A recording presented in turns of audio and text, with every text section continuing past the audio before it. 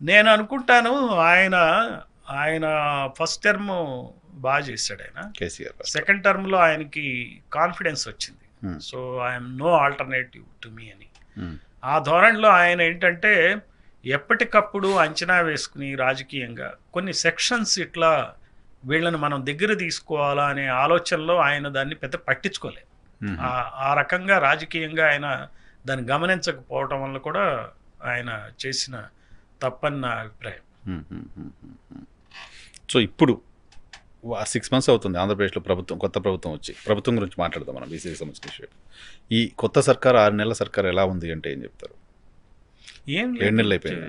ఏం అసలు చెప్పుకోదగినట్టు ఏం లేదు. మేము ఇప్పుడు మీకు ఇందా చెప్పాను, విశాఖ స్టీల్ ప్లాంట్ ఉంది. ఇప్పుడు ఆయన ఫ్లడ్స్ వస్తే బస్సులోనే పడుకుని అక్కడే ఫ్లడ్స్ పర్యవేక్షణ చేశాడు కదా. ఇప్పుడు నేను స్టీల్ ప్లాంట్ ఇది చిన్న విషయం అండి, నేను చెప్తున్నా. ఏముంది, 27,000 ఎకరాలు మీకు అక్కడ, 33,000 ఎకరాలు అమరావతి, 27,000 ఎకరాలు మీరు కొనండి. పార్టీ గవర్నమెంట్ తరఫున పవన్ కళ్యాణ్ మీరు ఇద్దరు కానీ దానిలోంచి బోర్డులంతా ఇన్కమ్ వస్తుంది, రన్ చేయండి, తప్పేంటి అందులో. అదాని కొనే బదులు రాష్ట్ర ప్రభుత్వం ఎందుకు కొనకూడదు? ఇప్పుడు you change the policy of the government of India because you are in the your partner in the government at the centre. అట్లానే మేము ఒక ఇష్యూ టేకప్ చేసామండి, ఎడవల్లి భూములని, దళిత భూములు. ఇది మీరు చాలా హృదయవిదారకమైన కేసు ఇది. అన్ఫార్చునేట్గా దీనికి పెద్దగా ప్రచారం దొరకట్లా. అక్కడ 50 సంవత్సరాల క్రితం ఒక ఆయన కలెక్టర్ కత్తి చంద్రయ్య గారు ఏం చేశారంటే ఎస్సీస్ని, అంటే ఎస్సీస్ ఎస్టీస్ని ఒక సొసైటీ కింద ఫామ్ చేసి 120 కుటుంబాలకి 416 ఎకరాలు ఆయన ఇచ్చాడు. ఏంటంటే అది మీరు కల్టివేట్ బాగు చేసుకుని కల్టివేట్ చేసుకో అంటే 50 సంవత్సరాల నుంచి కల్టివేట్ చేస్తున్నారు. ఇది ఎడవల్లి అనే గ్రామం ఎక్కడుంది, చిలకలూరి పేట దగ్గర ఉంది. అది మన సెక్రటేరియట్ కోతవేట దూరంలో ఉంటుంది అమరావతికి. సో ఏమైంది, అది 2011లో ఎవరో జియోలాజికల్ సర్వే చేసినప్పుడు మంచి విలువ కలిగిన బ్లాక్ గ్రానైట్ పడిందని, టోటల్ బ్లాక్ గ్రానైట్ రిజర్వ్స్ అక్కడ 7,600 కోట్ల రూపాయలు ఉందనేది వచ్చింది. రాగానే చంద్రబాబు నాయుడు గవర్నమెంట్లోనే థర్డ్ టర్మ్లోనే 2016 కానీ 17 కానీ ఆ సొసైటీని రద్దు చేశారు. రద్దు చేసేటప్పటికి వాళ్ళు దళితులు బాగా గొడవ చేశారు. జగన్మోహన్ రెడ్డి ఆయన పాదయాత్ర చేస్తూ ఉన్నాడు. అప్పుడు చేసినప్పుడు వాళ్ళు కలిస్తే ఆయన హామీ ఇచ్చాడు, ఏంటి మీకు ఈ 416 ఎకరం మేము సొసైటీ కాదు ఇండివిజువల్గా పట్టాలు ఇస్తాను. సరే సంతోషించారు, మారుతుంది కదా గవర్నమెంట్ వస్తుందని. సో వచ్చినాక ఈయన ఏం చేశాడు, ఇవ్వకపోగా దాన్ని మైన్స్ డిపార్ట్మెంట్కి ఆ ల్యాండ్ని అప్పచెప్పేశాడు. వాళ్ళకి నామమాత్రపు కాంపన్సేషన్ ఇచ్చి వాళ్ళు పట్టాలు అడుగుతుంటే వీళ్ళకి ఎట్లయిపోయింది, పేదవాడి పరిస్థితి ఏంటంటే సరేలే ఏదో డబ్బు వస్తే చచ్చినోడి పెళ్ళికి వచ్చిందే కట్టం అని చెప్పి తీసుకుని పక్కన పడితే ఇప్పుడు అడిగితే ఏమంటున్నారు వాళ్ళు, మేము ఇచ్చాం కదా అని చెప్తున్నారు, లిటిగేషన్ పెడుతున్నారు. ఈ సమస్యని నిజం చెప్పండి, ఏ చీఫ్ మినిస్టర్ అయినా ఇటువంటి సమస్య వచ్చినప్పుడు హుద్దులో ఎట్లయితే ఆయన ఒక వరద బాధితుల్ని పరిష్కరించడానికి చేశాడు, అది చాలా తక్కువ. వరద బాధితులు 2-3 రోజుల్లో సెట్ అయిపోద్ది. మనం వెళ్ళకపోయినా కానీ ఎవరో వాలంటీర్ చేస్తాడు, కలెక్టర్ చేస్తాడు, అది పెద్ద గొప్ప విషయం ఏం కదా దానిలో.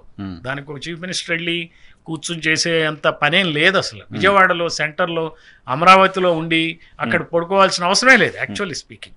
యాక్చువల్గా అలా పడుకోవడం కూడా ఎఫిషియన్సీ కాదు, అడ్మినిస్ట్రేటివ్ ఎఫిషియన్సీ కాదు. అంటే it is only trying to show off that I'm working. నేనంటాను ఇక్కడ ఇది కదా వర్క్ చేయాల్సింది. ఈ 416 ఏదో ఒకటి తేల్చి చెప్పాలి కదా వాళ్ళకి. కుటుంబాలను భూమికి దూరం చేయడం, భూమికి దూరం చేయాలా?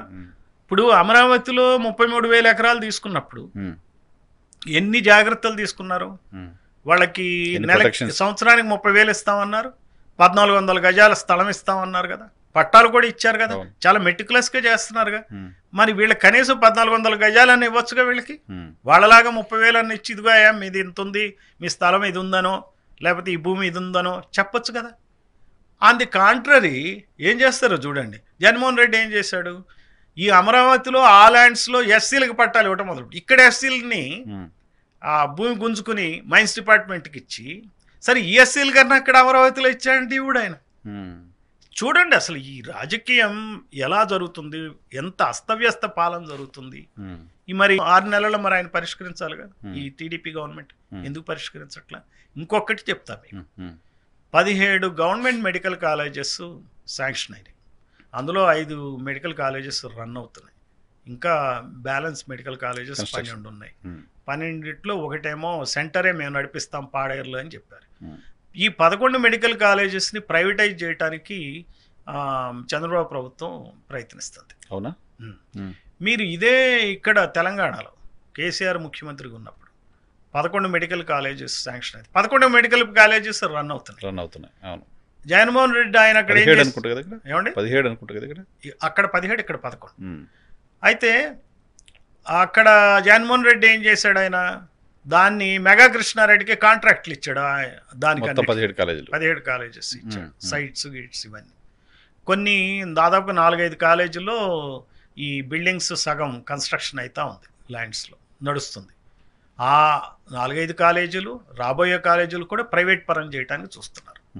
మరి ఇక్కడ ఈయన ఏం చేశాడు కేసీఆర్, ప్రైవేట్ బిల్డింగ్స్లో దాన్ని స్టార్ట్ చేసి అక్కడ ఉన్న గవర్నమెంట్ హాస్పిటల్స్ని దానికి అనుసంధానం చేసి కాలేజెస్. వీళ్ళ సమస్య ఇంకోటి ఉంది, ఇక్కడ సరైన ఫ్యాకల్టీ లేదు, అదొకటి ప్రయత్నించాలి. సో గుడ్డిలో మెల్ల పర్వాలే. అక్కడేంటంటే ఆ కాలేజెస్ 17 స్టార్ట్ చేయలే. మరి ఆంధ్రప్రదేశ్కి అన్యాయం జరిగింది అంటూ స్టార్ట్ చేయని 17 కాలేజీలు ఎందుకు స్టార్ట్ చేయాలి? 27,000 కోట్ల రూపాయలు అమరావతిలో డంప్ చేస్తూ ఇదెందుకు చేయరు నాకు చెప్పండి. 2 ఇది ఎవరికి ఇస్తారు? ప్రైవేట్ అంటే ఎవరికి ఇస్తారు? బీసీలకి ఇస్తారండి?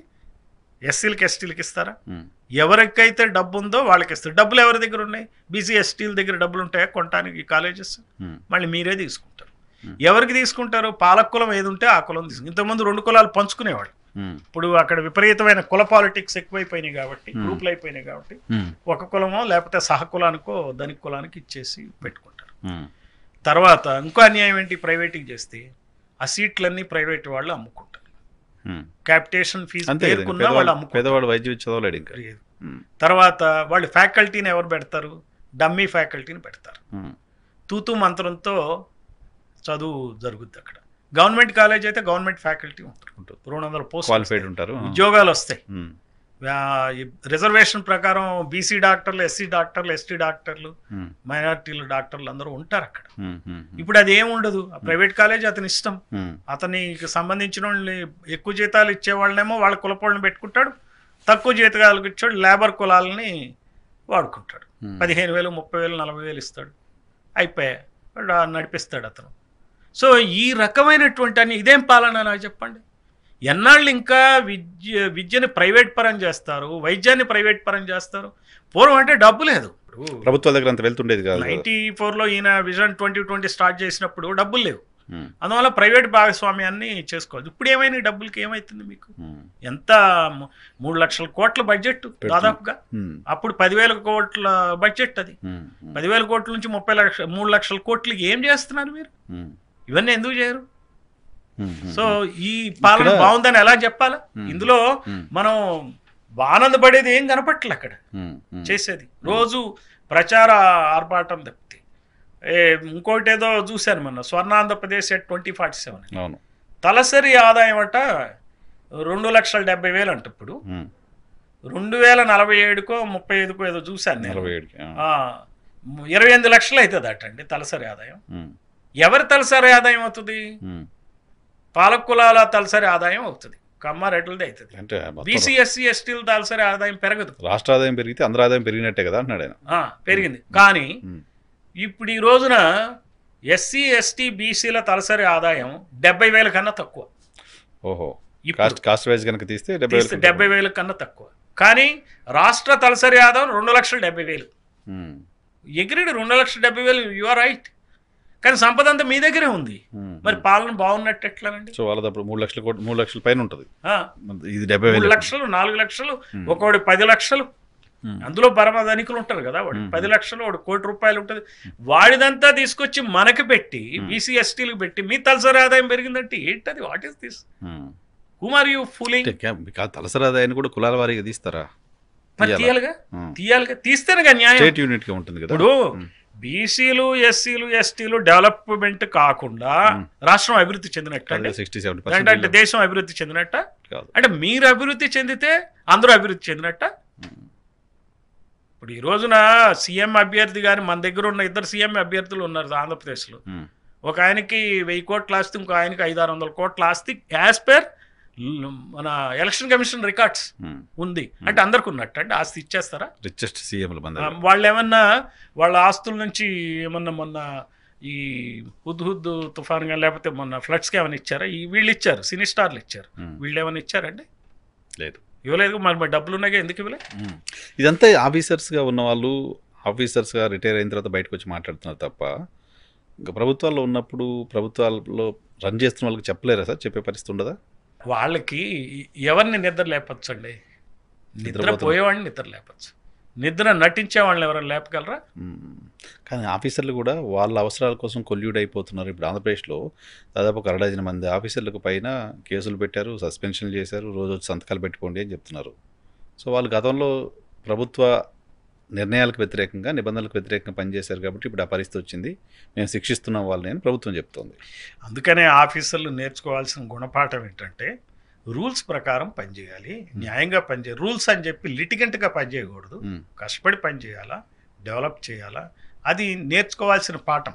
ఇంతవరకు ఇలాంటి గట్టి దెబ్బలు తగల్లా అధికారులకి కదండి. ఇంతకుముందు ఎప్పుడు ఇలా సస్పెన్షన్స్ పర్వం జరగలే. అయితే ఈ స్థాయిలో ఇంకొకటి అబ్జర్వ్ చేస్తాను నేను. బహుజన సమాజ్ పార్టీ తరపు నుంచి మీకు బహుజన పాయింట్ ఆఫ్ వ్యూలో చెప్పాల్సిన అంశం ఉంది. రాజకీయంగా బలహీనమైన కులాలకు చెందిన అధికారులే సస్పెండ్ అవుతున్నారు, ఇబ్బందులకు గురవుతున్నారు.